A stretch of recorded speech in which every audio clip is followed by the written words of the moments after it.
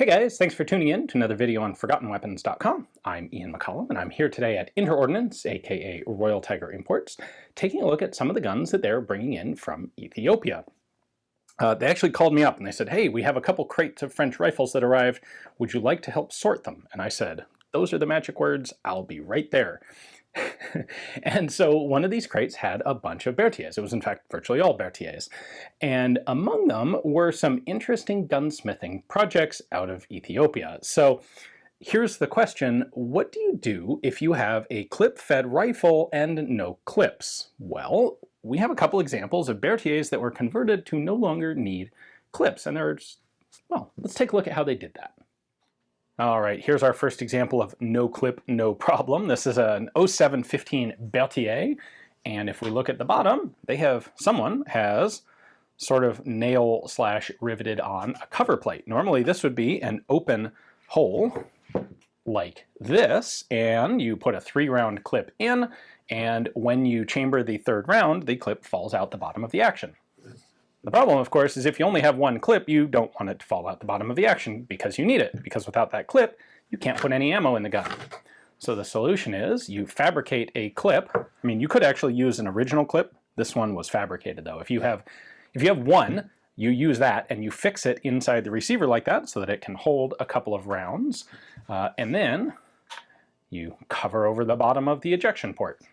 So there you go, that's a pretty simple solution. This is actually very similar to the 8mm Mauser conversions of the M95 straight pull rifles, which were stripper clip fed because they had an internal clip like this, although professionally factory done.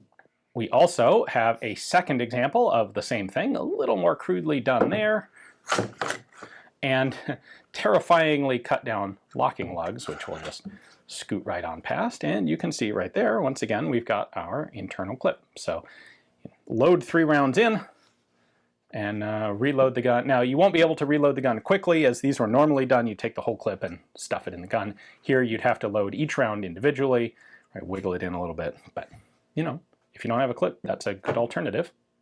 Now, here's the rifle that you saw at the beginning of the video, and this one's actually also interesting because someone turned it into the Mauser we have at home.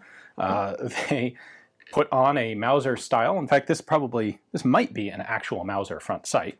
They made a Mauser style front nose cap for it, a Mauser barrel band for it. So you can see they've got the original spring here, which isn't really necessary because it's got this screw clamp on there, and this copies the style of a Mauser barrel band with that sort of lightning groove in the middle.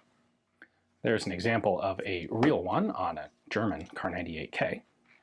And then they fitted an upper handguard, which the original 0715 Berthier did not have.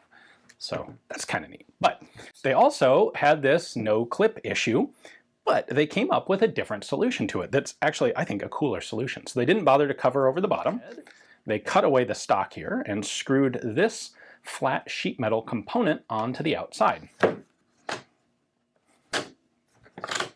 So if I open up the bolt here, you can see that that protrudes in and it's springy. So it's a piece of sheet metal spring steel there. And what this does is act essentially as a magazine stop. This is your upper feed lip. This is kind of like the component that you have in a stripper clip fed blind magazine pistol like a Steyr Hahn, where I can now put 3 rounds in here. Unfortunately, I don't have 3 rounds of Lebel dummies that I can show you this with, but this extends far enough that it will prevent the rounds from coming out the top of the action. When I close the bolt, you can see that they have actually cut away the bottom of the bolt right there to allow it to pass over that. This remaining tab on the bottom will pick up the rim of the cartridge and feed it in, and as soon as it pushes this, as soon as you start pushing the round up away from this, the bolt itself acts to hold the remaining cartridges in place.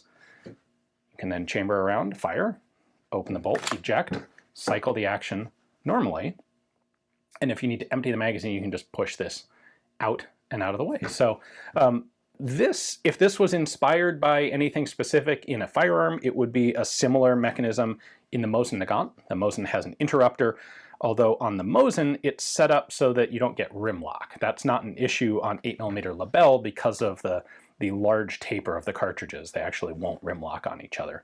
But this is similar in concept to the interrupter in a Mosin Nagant, but a cool solution to no clip.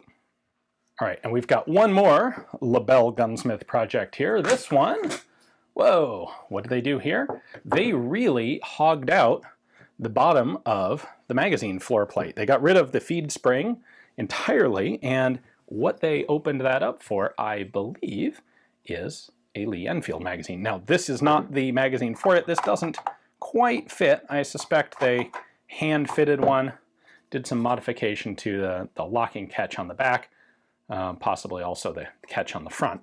But you have a clip release lever right here on a Berthier, which you can see it right up in there. That's going to, that's a pretty decent close fit to hold a Lee Enfield magazine in place.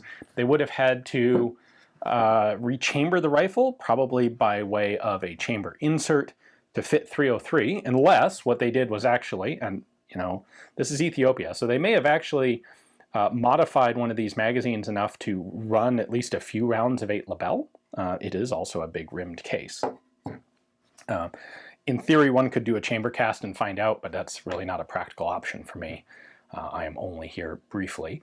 So probably, though, the first time I've ever seen a Lebel opened up to use detachable Enfield magazines. It's been a really fascinating experience getting to look through some of the guns that came in here from Ethiopia. The Ethiopians got military aid and made purchases from just everywhere around the world for 150 years. And the resulting stockpiles in their warehouses cover almost every kind of surplus you can imagine. So it's been fun going through them. The quality ranges everything from good shooters down to absolute wall hangers like this. And among them are some really interesting examples of in-the-field gunsmithing. So hopefully you guys enjoyed the video. Thanks for watching.